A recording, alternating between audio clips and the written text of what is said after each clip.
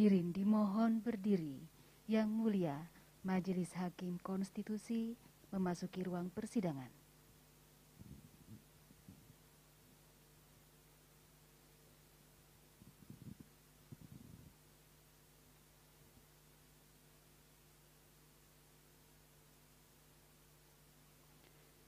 Hadirin disilakan duduk kembali.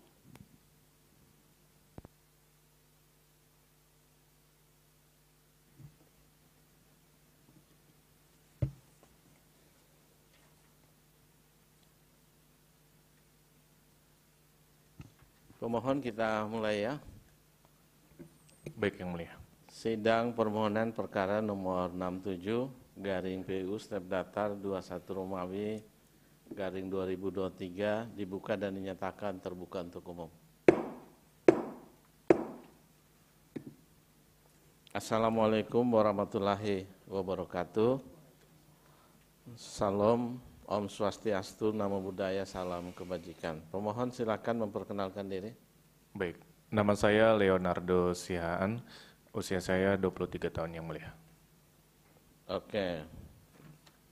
Pemohon sekaligus prinsipal ya. Iya, Yang Mulia. Oke. Sidang hari ini adalah sidang pendahuluan. Pemohon dipersilakan untuk menyampaikan pokok-pokok permohonan karena permohonannya sudah kami baca ya. Ya, kurang lebih 10-15 menit, silakan. Baik, Yang Mulia. Terima kasih, Yang Mulia. Saya senang sekali bisa sidang pada hari ini. Perkenalkan, nama saya Leonardo Sihaan, saya usianya 23 tahun. Yang pertama, kewenangan Mahkamah Konstitusi. Bahwa pasal 24 ayat 2 Undang-Undang Negara Republik Indonesia 1945 perubahan ketiga menyatakan telah dianggap dibacakan, bahwa selanjutnya pasal 24C ayat pertama perubahan keempat Undang-Undang Dasar Negara Republik Indonesia 1945 dianggap telah dibacakan, bahwa berdasarkan ketentuan di atas Mahkamah Konstitusi diberikan kewenangan oleh Undang-Undang Dasar 1945 untuk melakukan pengujian undang-undang terhadap Undang-Undang Dasar Negara Republik Indonesia tahun 1945, kemudian oleh Undang-Undang Nomor 7 Tahun 2020 tentang perubahan ketiga atas Undang-Undang Nomor 24 Tahun 2003 tentang Mahkamah Konstitusi, selanjutnya disebut Undang-Undang Mahkamah Konstitusi, pada pasal 10 ayat pertama huruf A menyatakan dianggap telah dibacakan. Yang keempat, bahwa selanjutnya kewenangan MK dalam menguji undang-undang terhadap Undang-Undang Dasar 1945 diatur dalam pasal 29 ayat pertama Undang-Undang Nomor 48 Tahun 2009 tentang kekuasaan kehakiman menyatakan, Mahkamah Konstitusi berwenang mengadili pada tingkat pertama dan terakhir yang putusannya bersifat final untuk dianggap telah dibacakan. 5. Bahwa pasal 7 ayat pertama Undang-Undang Nomor 12 Tahun 2011 sebagaimana telah diubah Undang-Undang Nomor 13 Tahun 2022 tentang pembentukan peraturan perundang-undangan mengatur jenis dan hierarki kedudukan Undang-Undang Dasar 1945 lebih tinggi daripada undang-undang. Oleh karena itu, setiap ketentuan undang-undang tidak boleh bertentangan dengan Undang-Undang Dasar 1945. Jika terdapat ketentuan dalam undang-undang bertentangan dengan Undang-Undang Dasar 1945, ketentuan tersebut dapat dimohonkan untuk diuji melalui mekanisme pengujian undang-undang, baik pengujian formil maupun pengujian material. 6. Bahwa selanjutnya pasal 9 ayat pertama Undang-Undang Nomor 12 Tahun 2011 sebagaimana telah diubah Undang-Undang Nomor 13 Tahun 2022 tentang pembentukan peraturan perundang-undangan mengatur bahwa manakala terdapat dugaan suatu undang-undang bertentangan dengan Undang-Undang Dasar 1945, maka pengujiannya dilakukan oleh Mahkamah Konstitusi.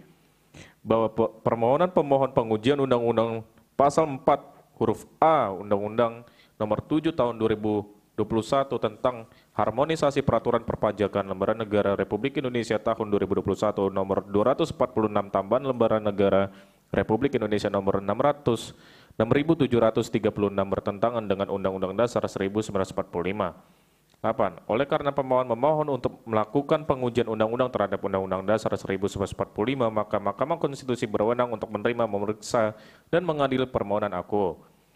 Kedua, kedudukan hukum legal standing pemohon. Yang pertama, pasal 51 ayat pertama Undang-Undang Mahkamah Konstitusi mengatur bahwa pemohon adalah pihak yang menganggap hak dan atau kewenangan konstitusionalnya dirugikan oleh berlakunya undang-undang, yaitu dianggap telah dibacakan. Selanjutnya penjelasan pasal 51 ayat pertama menyatakan dianggap telah dibacakan.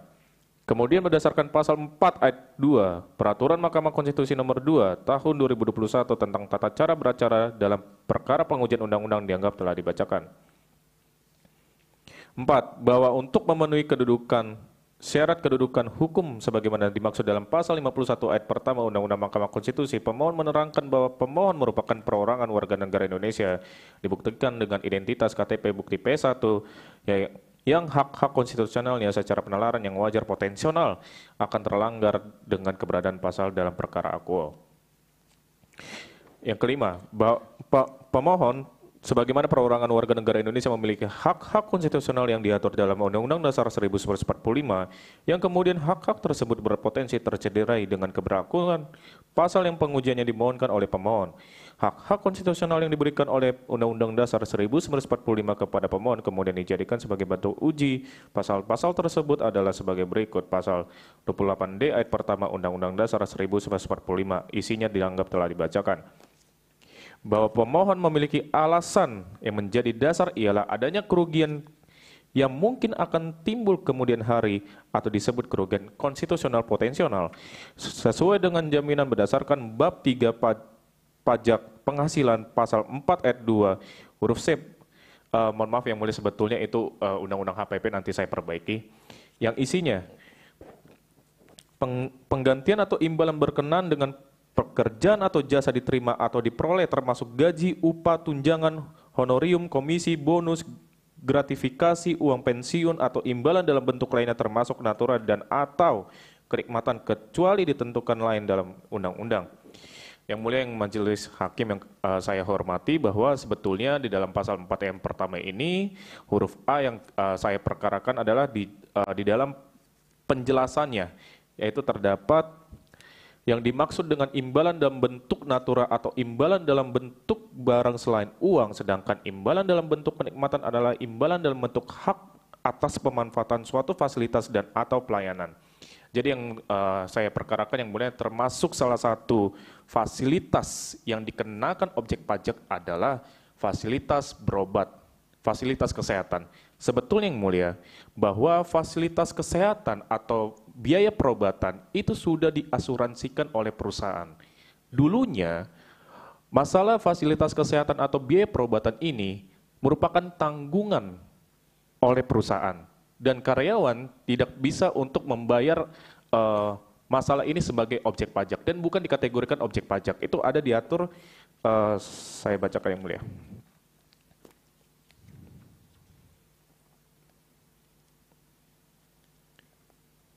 Di halaman 7 yang mulia, di mana di situ saya mencantumkan dulu sebenarnya fasilitas kesehatan atau biaya perobatan itu bukan sebagai objek pajak, sekarang dikategorikan sebagai objek pajak.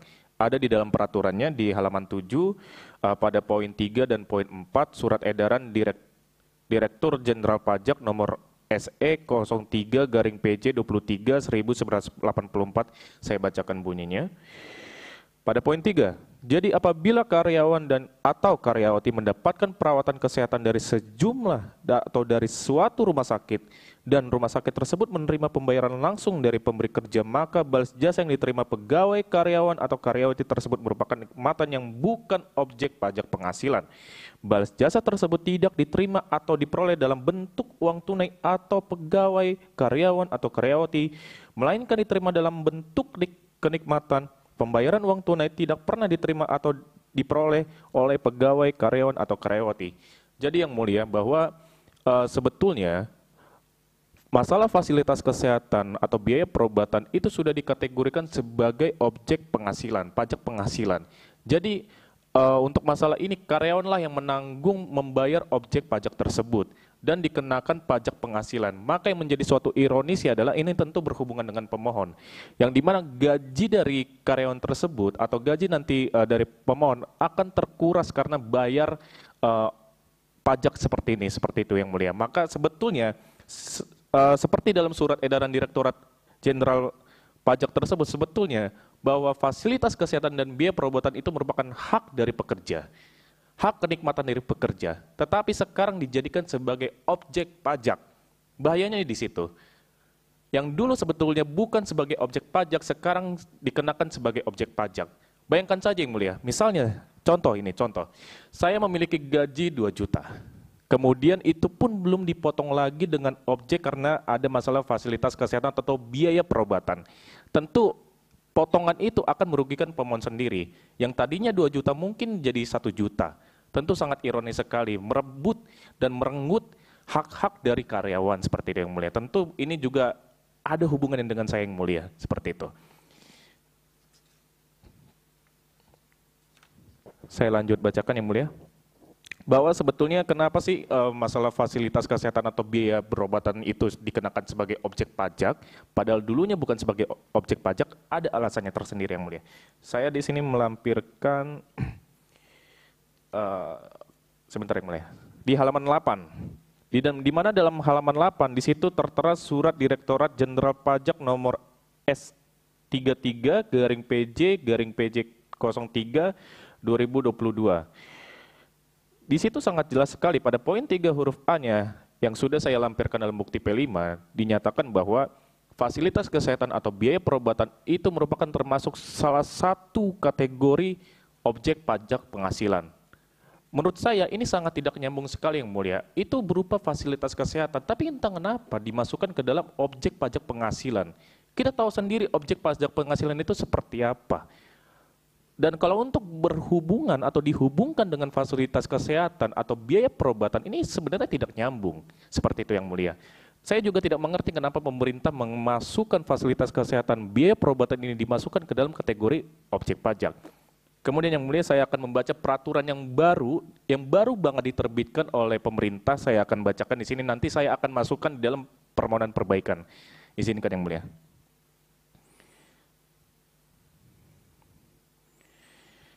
Saya mendapatkan peraturan terbaru yang baru saja diterbitkan pada tanggal pada tanggal 27 Juni kemarin, yang dimana ada di dalam Peraturan Menteri Keuangan Republik Indonesia nomor 66 tahun 2023 tentang perlakuan pajak penghasilan atas penggantian atau imbalan sehubungan dengan pekerjaan atau jasa yang diterima atau diperoleh dalam bentuk natura dan atau kenikmatan. Di mana dalam pasal 20 halaman 21, mohon maaf yang mulia saya akan bacakan.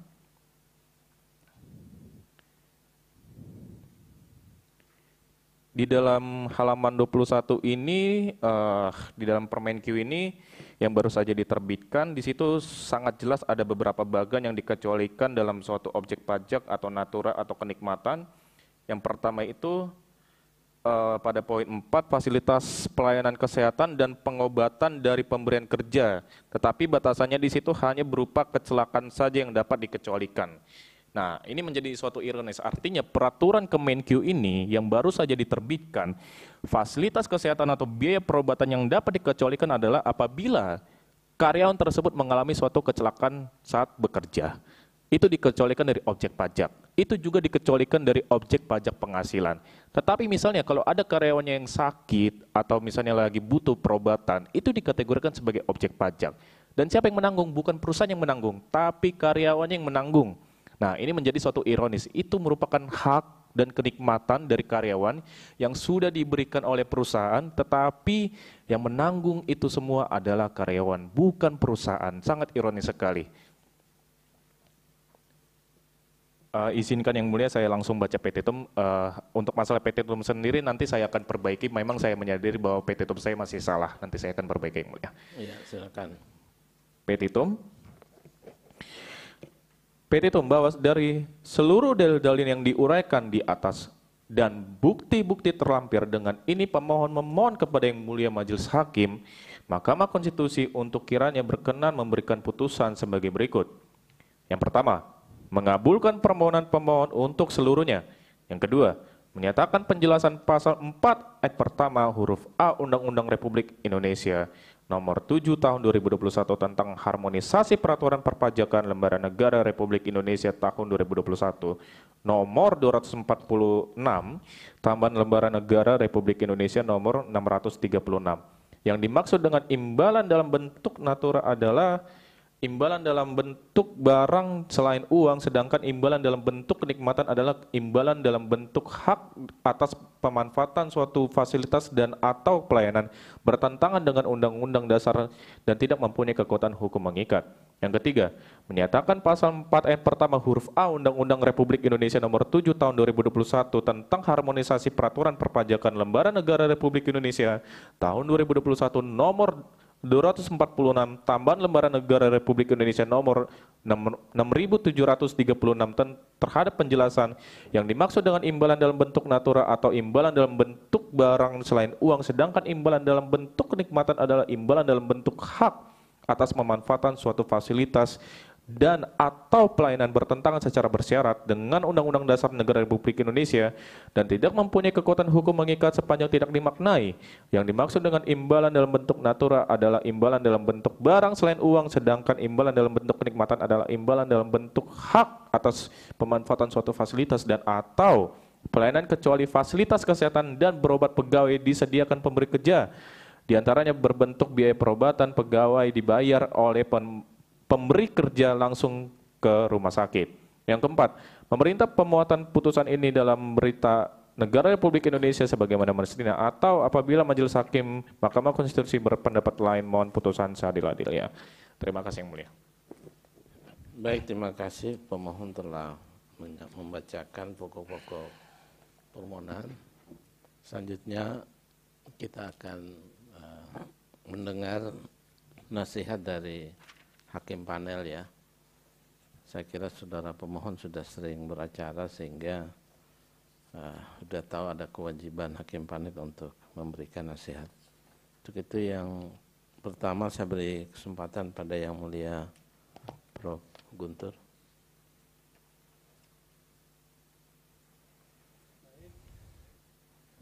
Baik, terima kasih yang mulia Ketua Panel Bapak Dr. Daniel Yusmik Pancastaki Foe dan juga selaku anggota panel yang mulia Profesor Dr. Eni Nurbaningsih, saudara pemohon, saudara Leonardo Siahaan ya. Jadi seperti yang disampaikan oleh Pak Ketua tadi bahwa Anda sudah sering ya, sehingga saya kira hal-hal teknis mestinya tidak terlalu ini lagi, jangan berulang-ulang karena nasihatnya sudah berkali-kali diberikan kan gitu. Mohon itu diperhatikan betul supaya berikutnya nanti sudah lebih baik lagi. Nah, satu hal yang perlu saya kemukakan pada saudara Leonardo selaku pemohon sekaligus juga prinsipal ya, karena ini Anda mendalilkan dari segi legal standing potensial ya. Nah, ini harus bangun argumentasi yang lebih kuat lagi. Karena kalau potensial ini bisa ya jangan-jangan nanti dipandang nanti kita ini melihatnya rejim legal standing yang ketat, akhirnya potensial tadi enggak jadi ini lagi. Ya, jadi tolong dikemukakan lagi ya yang betul-betul bisa memperkuat, karena ini khawatirnya nanti bisa dianggap tidak punya legal standing kan gitu. Itu satu. Nah, kemudian yang kedua ya tadi berbicara soal permohonan jangan sampai juga mengarah ke kabur ya tapi tadi saya dengar dari saudara Leonardo sudah menyampaikan bahwa akan memperbaiki beberapa hal konsistensinya karena kapan dia kontradiksi antara petitum 1 dengan petitum 2, saya kira saudara sudah tahu, itu bisa nanti dipandang sebagai permohonan kabur karena petitumnya kontradiksi antara petitum 2 dengan petitum 3. Nah, biasanya ada jembatan atau kan gitu, supaya tidak memperlihatkan kontradiksi, tapi menjadi satu kesatuan. Karena ini dua-duanya kan penjelasan kan, yang mau penjelasan kan, yang tadi di situ mau diperbaiki nanti ya, bahwa itu penjelasan. Penjelasan pasal kan, pasal 4 ayat 1 kan yang mau diuji ini. Iya, yang mulia. Oke, jadi itu kan perlu diperbaiki karena di situ masih pasal 4 ayat 1 yang diuji. Dan juga lihat konsistensinya. Karena kapan tidak konsisten, saudara Leonardo, itu ya terancam nanti ini kabur. Demikian juga antara positanya, ya bangun posita yang memang sejalan gitu dengan petitum, jangan sampai positanya juga nanti tidak lain diargumentasikan, lain juga yang didalilkan. Nah itu saya kira hal-hal yang sifatnya prinsip ya untuk diperhatikan oleh seorang pemohon supaya tidak menimbulkan nanti mengarah nanti ke karena perdebatan nanti hakim nanti ini bisa membawa bahwa ini kabur gitu, bukan kabur pergi tapi kabur dalam arti tidak jelas gitu ya. Nah gitu anunya. Jadi itu sekira yang kedua. Kemudian yang ketiga, nah terkait dengan ya substansi argumentasinya. Nah tentu juga nanti pemohon ya berikan gambaran juga ya apakah memang, karena begini, negara kan itu memang punya kewenangan untuk memungut pajak. Dalam konstitusi setiap pungutan itu harus dengan undang-undang. Kan gitu. Nah, apakah ini memang sudah ada undang-undangnya? Karena soal aspek karena ini kan banyak ini jenisnya pajak nih. Ya, tapi per definisi negara itu punya kewenangan pemerintah ini untuk memungut pajak. Ya. Nah, kemudian adapun ini pengenaan pajaknya yang saudara persoalkan ini adalah menyangkut soal definisi dari pengertian dari imbalan dalam bentuk kenikmatan ya. Kalau dalam bentuk natura kan tidak ada masalah ya.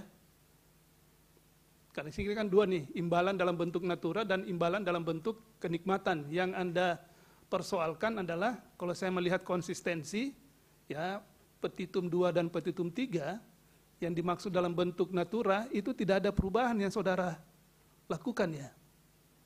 Yang dimintakan, enggak ada ya. Yang ada saya lihat ini yang berbeda.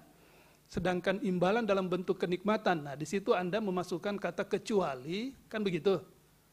Ya, kecuali fasilitas kesehatan dan berobat pegawai disediakan pemberi kerja. Di antaranya berbentuk biaya berobat pegawai dibayar pemberi kerja langsung ke rumah sakit. Jadi kalau saya melihat ini imbalan dalam bentuk natura, saya tidak melihat ada perbedaan ya, kecuali saya agak-agak salah baca gitu. Karena sini adalah imbalan dalam bentuk barang selain uang. Nah sama yang di penjelasan pasalnya kan begitu, tidak ada. Nah yang Anda ingin ubah dalam pengertian memberi tafsir ya, itu adalah imbalan dalam bentuk kenikmatan ya. Artinya ya imbalan dalam bentuk fasilitas kesehatan ini yang tadi digambarkan ini tidak dikenakan pajak penghasilan, sekarang masuk dalam bingkai pajak penghasilan. Benar, sehingga itu dibebankan kepada karyawan, pekerja, bukan kepada perusahaan, kan begitu. Sehingga Anda pengen supaya ini seperti yang dulu, jangan dikenakan pajak penghasilan terhadap fasilitas kesehatan. Benar, kan gitu. Begitu kan arah keinginannya. Nah, tadi juga saudara sudah gambarkan bahwa ada loh yang masuk kategori pajak penghasilan tetapi dikecualikan bagi yang mengalami kecelakaan. Nah, apakah Anda ini mau menyamakan itu? Ya, sehingga yang orang yang kecelakaan tadi ini tidak masuk dalam objek pajak penghasilan. Ya, fasilitasnya. Nah, ini semua yang namanya fasilitas kesehatan jangan dikenakan pajak. Atau Anda mengatakan dikenakan pajak tapi 0%. Kan begitu? Bisa juga begitu kan? Intinya kan tidak membebani pekerjanya. Karena soal pajak itu bisa saja negara itu memungut pajak. Sepanjang dasar hukumnya kuat dalam bentuk undang-undang dan kemudian diturunkan dalam berbagai peraturan perundang-undangan. Kan begitu? Nah, apakah memang begitu maksudnya? Ya, kalau seperti itu, nah tolong ini argumentasinya diperkuat lagi. Ya, kenapa? Berikan contoh-contoh dan mungkin juga Anda bisa memberi gambaran bahwa yang dimaksud dengan apakah itu masuk tergolong penghasilan gitu. Nah, apakah itu penghasilan? Padahal dia tidak mendapatkan sesuatu dalam bentuk materi, tapi dalam bentuk pemulihan kesehatan. Apakah definisi pajak penghasilan itu masuk kategori imbalan dalam bentuk kenikmatan ini? Nah, itu juga sebagai basis untuk memperkuat, ya. Nah, tentu juga ya kalau lebih bagus lagi kalau dapat misalnya informasi atau referensi dari luar, ini loh contoh di tempat di negara lain di mana fasilitas kesehatan yang diberikan kepada pekerja itu tidak dikenakan pajak atau pajaknya 0%, ya, karena itu adalah memang untuk mengenakan pajak itu adalah kewenangan dari negara, dalam hal ini menteri pemerintah kan gitu. Nah, jadi tinggallah kira-kira bagaimana Anda pengennya ini membuatkan, kalau di sini pengecualian, Anda memberikan dia dalam bentuk pengecualian, bisa juga mungkin dalam bentuk narasi yang lain gitu kan, sehingga ya kalau itu sama sekali ya mungkin suatu saat seiring dengan perkembangan masyarakat sudah sejahtera, ya, di mana penerima kerja ini, pekerja ini juga tidak ada masalah kalau dia bayar pajak juga, pajak kesehatan, ya, karena memang negara membutuhkan, tapi sejahtera udah, ya, itu tidak ada masalah. Atau pajaknya dibebankan kepada siapa, kan begitu juga, itu sebagai alternatif. Jadi masih ada opsi-opsi yang bisa saudara kemukakan supaya mendukung ke arah apa yang saudara inginkan. Tapi yang terpenting tadi, legal standingnya ini harus kuat dulu supaya tidak menjadi permohonan saudara ini masuk ke kategori tidak memiliki legal standing, atau tadi bisa masuk kategori permohonan yang kabur. Mungkin itu catatan saya ya sebagai masukan, tapi kembali lagi sepenuhnya ada kepada saudara terkait dengan saran yang saya berikan ini. Terima kasih dari Pak Ketua Yang Mulia, saya kembalikan ke Yang Mulia Pak Ketua, terima kasih. Baik, terima kasih Yang Mulia Prof. Guntur.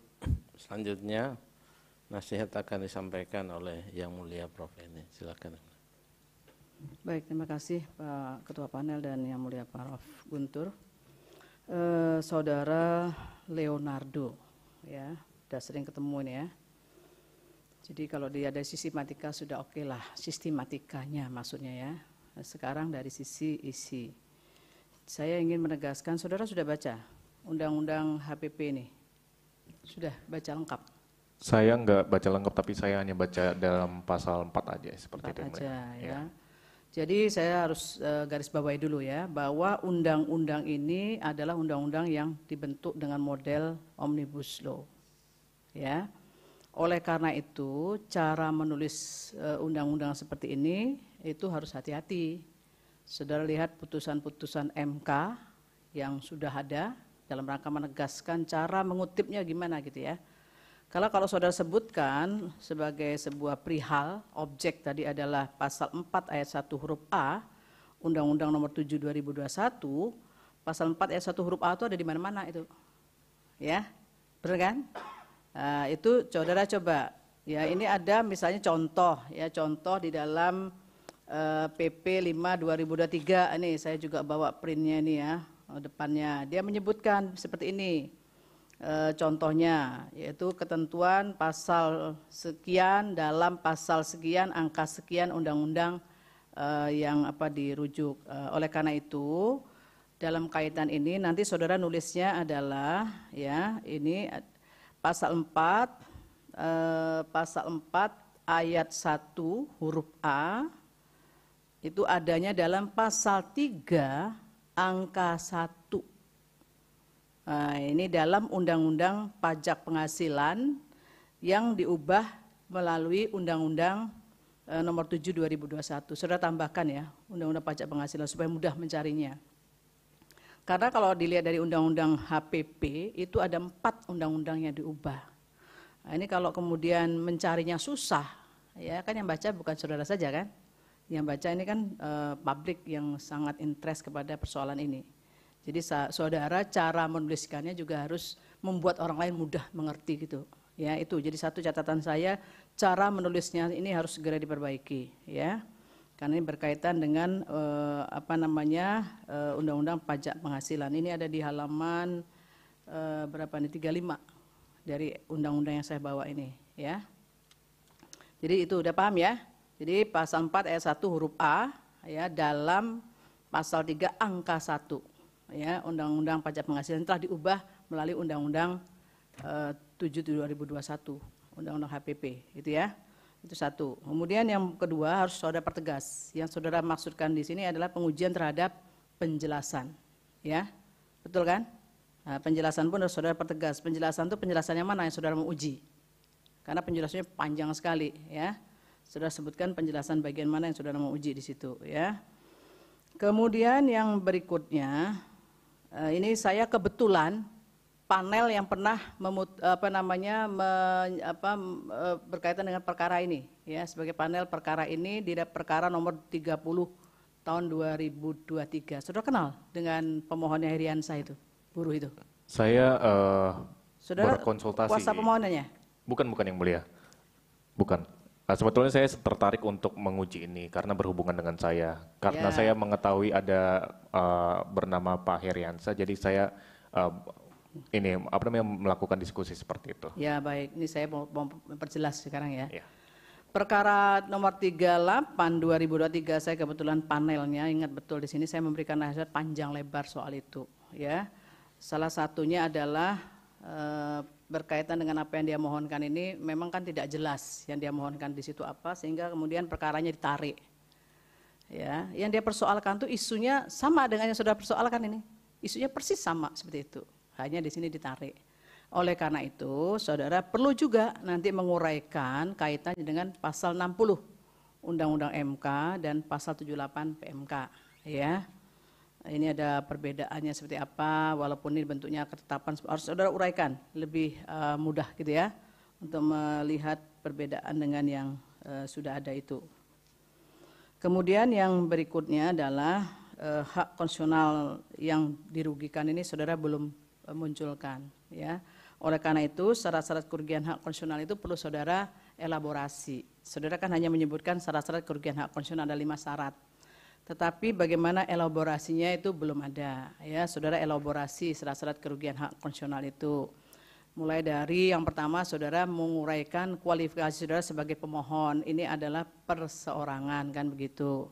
Kenapa kok saudara merasa atau beranggapan dirugikan? Nah, saudara karena ini yang saudara uji, khusus kaitan sekarang ini adalah tentang perpajakan, saudara bisa menggunakan dalil sebagai taxpayer, sepanjang bisa membuktikan punya NPWP, ya. Itu saudara jelaskan, uraikan, buktinya harus jelas. Karena ini undang-undang perpajakan, ya. Selama ini kan orang menggunakan taxpayer kan tidak pernah kemudian dikabulkan atau kemudian dipertimbangkan lebih lanjut karena memang tidak ada korelasinya. Kalau korelasinya erat sekali karena dia bicara tentang perpajakan di situ. Nah, itu belum saudara sentuh sama sekali itu soal taxpayer-nya. Ya, itu saudara perkuat itu termasuk bukti-bukti yang menguatkan soal itu, ya. Nah, kemudian baru saudara uraikan 5 syarat kerugian hak konstitusional itu, khususnya satu yang belum ada itu adalah hak konstitusional yang dianggap dirugikan itu hak yang mana? Apakah sama dengan batu ujinya? Ya, itu ada saudara sebutkan. Terus anggapan kerugian hak konstitusional pun harus Anda uraikan, ya. Apakah memang ini berkaitan erat dengan anggapan kerugian saudara di situ, ya. Itu saudara perlu uraikan lebih jauh, ya. Kemudian yang berikutnya adalah dari tadi saya mendengar yang saudara persoalkan tuh apakah memang penjelasan bukan normal loh ya, penjelasan sebagai uraian dari hal yang berkaitan dengan norma dalam pasal 4 ayat 1 huruf A itu bagian mananya yang saudara rasa memang itu menimbulkan anggapan kerugian. Ya, karena kalau saudara baca, coba saudara renungkan gitu ya, saudara renungkan betul. Kalau yang saudara maksud imbalan dalam bentuk natura nggak ada masalah, kan begitu. Imbalan dalam bentuk barang selain ulang itu yang natura ya. Kemudian imbalan dalam bentuk kenikmatan, nah itu ya, adalah imbalan dalam bentuk hak atas pemanfaatan suatu fasilitas dan atau pelayanan. Di mananya persoalan terkait dengan hal itu yang saudara anggap menimbulkan persoalan konstitusionalitas norma. Kenapa? Karena yang saudara jelaskan tadi itu lebih banyak persoalan Permenkyu sama Dirjen Pajak, ya kan? Nah, kalau dilihat dari penjelasan itu yang mananya yang kemudian menimbulkan persoalan di situ? Ya, apakah hanya menyebutkan dalam bentuk pemanfaatan suatu fasilitas dan atau pelayanan gitu loh. Nah, coba saudara cari mungkin risalahnya kalau ada untuk memperkuat ya. Bagaimana dulu rumusan ini dibuat penjelasan itu ya, dasarnya apa? Apakah benar kemudian ini kemudian pendelegasiannya seperti yang ada dalam Permenkyu atau Dirjen Dirjen Pajak itu ya. Nah, ini penting ini. Karena saya melihat dan mendengar ya, bukan melihat, mendengar yang saudara paparkan tadi itu tidak menjelaskan pertentangan di situ. Tapi saudara lebih banyak mempersoalkan surat edaran plus Permenkyu yang baru itu. Ya, apa kaitannya dengan penjelasan kalau begitu? Di mana letaknya penjelasan kok kemudian berkaitan itu dengan soal kesehatan? Itu perlu saudara bangun. Dasar ujinya apa? Dasar ujinya. Ya, sama enggak dengan kemudian hak nasionalitas yang saudara anggap merugikan saudara itu, ya. Itu penting ya saudara kemukakan nanti ya. Kemudian yang berikutnya adalah petitum. Ya Mas ya, petitum saudara ini saudara sudah mengakui salah karena memang saling bertentangan. Petitum nomor 2 dan 3 itu saling bertentangan, itu kontradiktif itu ya. Nah, itu mau dipakai yang mana? Nah, kalau saudara pakai petitum yang angka 2 disikat habis gitu, kira-kira melemahkan tidak? Kemudian terkait dengan implementasi pasal 4 ayat 1 huruf A. Ketika orang tak ingin tahu apa sih yang dimaksud di situ, keterangan uraian lebih lanjutnya apa, itu kan ada dalam penjelasan. Kira-kira melemahkan tidak di situ? Menyebabkan orang semakin tahu apa semakin tidak berkepastian untuk tahu soal itu, ya. Ya, itu menjadi bertentangan dengan norma yang angka 3. Ya. Lah kalau sudah disikat, Anda minta dimaknai lagi mana itu? Ya. Itu tolong nanti Anda pikirkan ya, dan kemudian Anda minta dimaknai itu juga yang mananya. Ya, apanya yang minta dimaknai? Kalau kemudian pemaknaannya kan memang di situ hanya menyebutkan tadi. Tidak menyebutkan fasilitas yang saudara cerita rumah sakit dan sebagainya. Lah itu dari mana saudara dapat itu? Dasarnya apa? Dikuatkan nanti dengan bukti-bukti yang cukup, termasuk risalah sidang kalau saudara dapat ya. Jadi itu saya kira hal-hal pokok yang berkaitan dengan permohonan saudara supaya nanti bisa lebih runtut, sistematis ya, kemudian bisa melihat memang ini ada persoalan konstitusitas norma. Gitu ya, Mas Leonardo ya. Ya, begitu saya kira Pak Ketua, terima kasih. Baik, terima kasih Yang Mulia Prof. Eni. Pemohon, saya hanya beberapa catatan teknis saja ya, dari segi substansi tadi sudah diuraikan oleh para Yang Mulia, baik Yang Mulia Prof. Eni maupun Yang Mulia Prof. Guntur. Ini kesan saya ini udah beberapa kali nih permohonan pemohon ini diajukan sendiri tapi masih dipakai kata para pemohon ini. Ini di poin 2 ini, coba dicermati itu ya. Ini copy paste ini ya. Dan ini sudah saya nggak tahu udah kesekian nih saya nasihat ini. Yang kedua, penulisan ayat itu ya, ini ada ketidakkonsistenan. Ada yang pasal 51 ayat dalam kurung angka 1, tapi ada yang hanya ditulis misalnya pasal 4 dalam kurung angka 1 ya. 1 atau pertama ya, tadi pemohon mengucapkan pasal 4 ayat pertama ya. Ini dalam arti angka Romawi atau bukan ini ya, dan kecuali misalnya ada dalam metode omnibus kemudian penulisannya pakai 1 Romawi ya, ini biasanya pasal 4 ayat 1. Untuk konsistensi saja ya, ini misalnya pasal 28D dalam kurung 1 ya, ini kan sebenarnya masih banyak, karena gini, permohonan ini, pemohon itu selalu menjadi bagian dari duduk perkara. Jadi nasihat-nasihat ini termasuk panel biasanya mengingatkan supaya ini ada konsistensi. Kemudian juga penulisan surat edaran Direktur Jenderal, ini ada ketidakkonsistenan, ada yang huruf besar semua, ada yang hanya depannya besar. Kemudian apakah dia surat edaran atau hanya surat saja?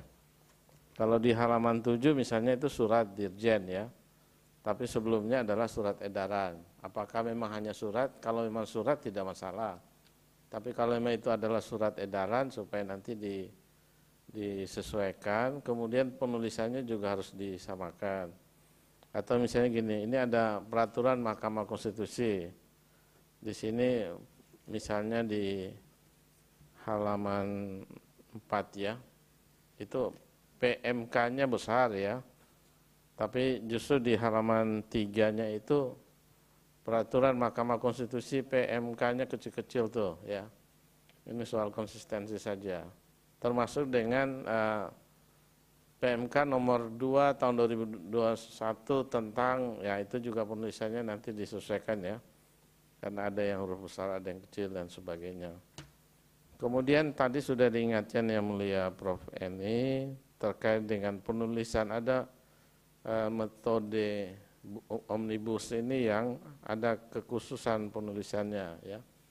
Sebab kalau nanti tulis seperti ini udah pasti kabur ini. Ya. Udah pasti kabur ini. Karena tidak sesuai dengan objeknya. Karena itu nanti supaya disesuaikan tadi Yang Mulia Prof. Eni ambil contoh dalam PP 5 2023 ya. Itu supaya nanti disesuaikan karena undang-undang khusus di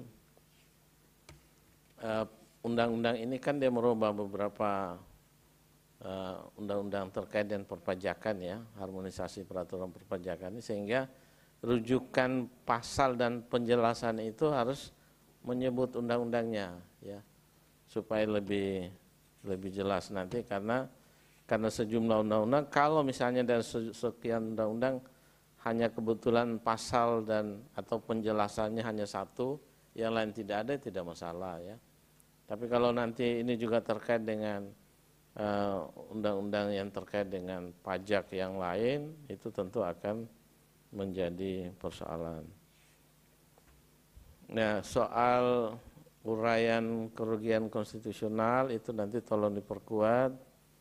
Kemudian tadi juga diingatkan Yang Mulia Prof. Guntur terkait hubungan antara posita dan petitum ya. Ini juga nanti dimulai dari ini ya, saya lihat dari perihal ini ya. Ini perihal ini permohonan pengujian undang-undang pasal 4 ayat dalam kurung 1 huruf A dan seterusnya. Nah, apakah memang ini yang menjadi objek permohonan perkara ini atau bukan? Kalau bukan, maka itu mulai dari awal perihal ini mulai disesuaikan sehingga nanti endingnya sampai dengan petitum. Yang terakhir tadi juga sudah diingatkan soal petitum ya, poin 2 dan 3. Ini karena ada kontradiksi supaya nanti dalam perbaikan itu disesuaikan ya. Kemudian tadi ada tambahan ya, yang pemohon bacakan itu sebenarnya tidak mesti harus disampaikan, atau nanti ada perbaikan ya.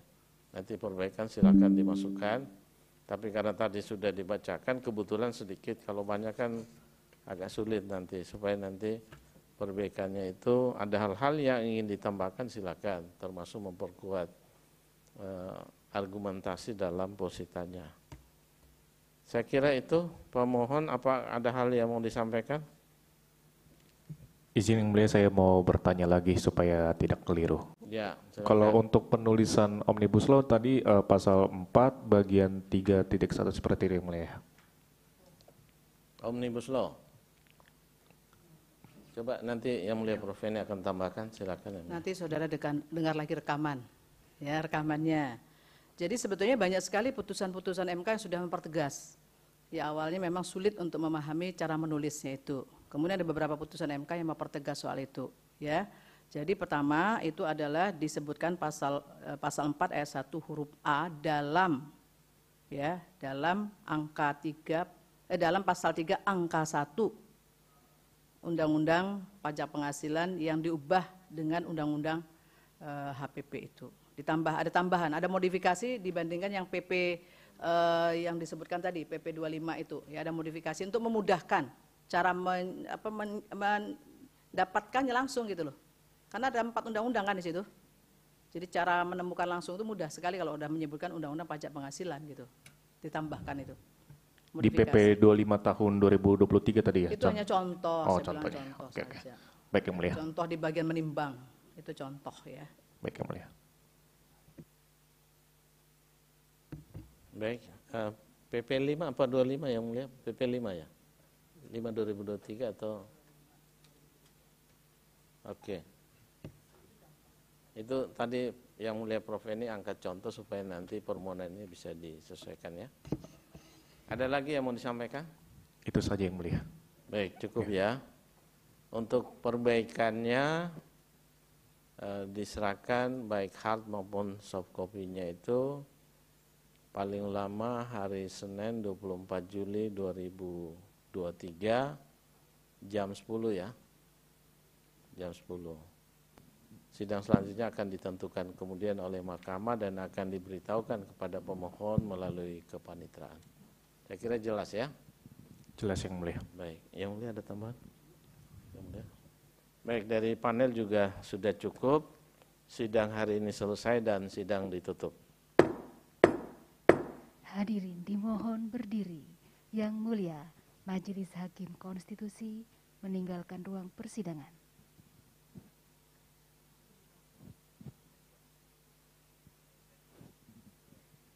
Hadirin disilakan duduk kembali.